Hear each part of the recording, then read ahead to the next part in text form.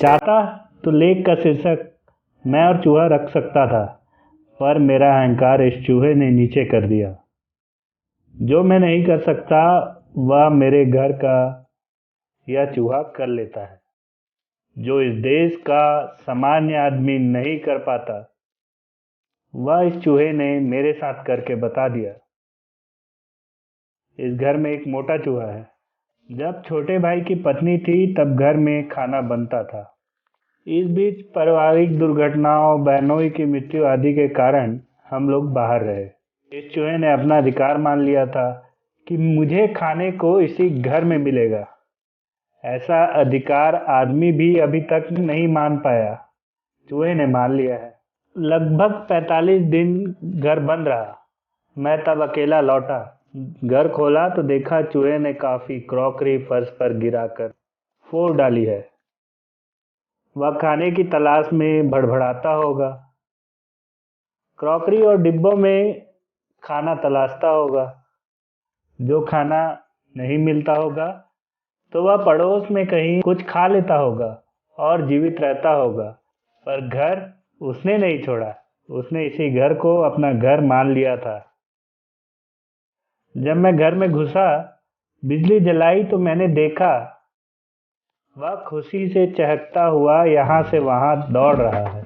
वह शायद समझ गया कि अब इस घर में खाना बनेगा, डिब्बे खुलेंगे और उसकी खुराक उसे मिलेगी।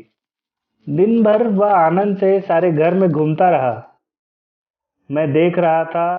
उसके उल्लास से मुझे अच्छा ही लगा। मैं अकेला था। बहन क्या जो पास में ही रहती है, दोपहर को भोजन कर लेता।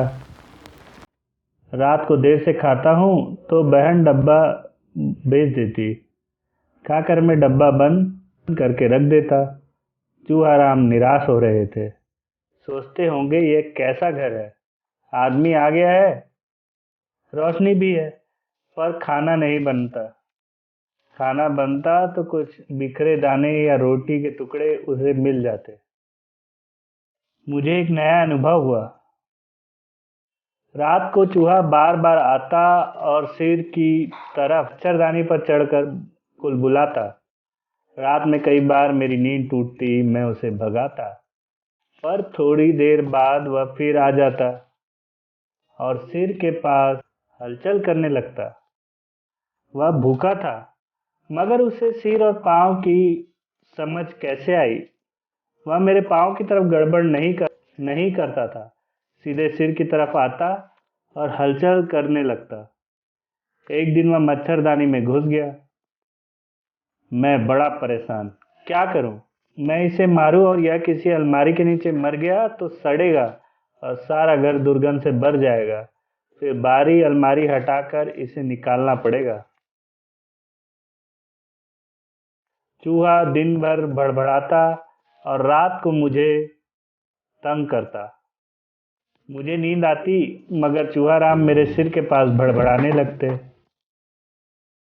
आखिरकार एक दिन मुझे समझ में आया कि चूहे को खाना चाहिए।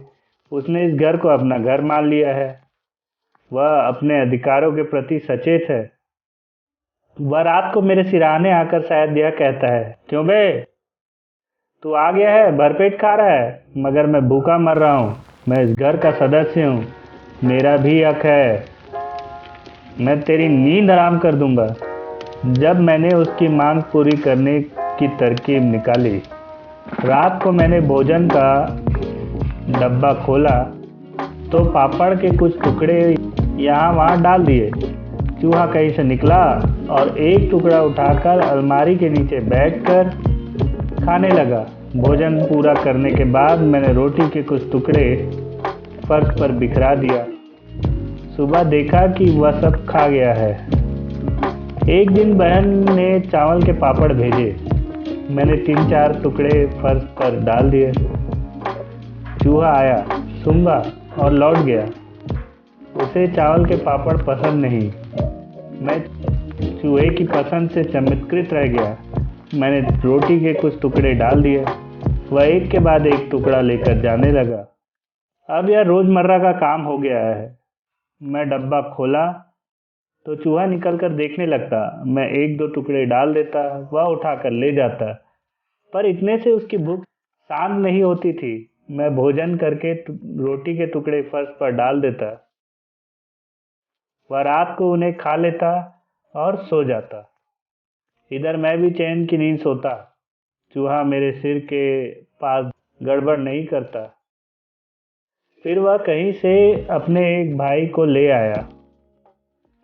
कहा होगा, चल रे मेरे साथ उस घर में, मैंने उस रोटी वाले को तंग करके डरा के खाना निकलवा लिया है, चल दोनों खाएंगे। उसका बाप हमें खाने को देगा, वरना हम उसकी नींद हराम कर देंगे। हमारा हक है।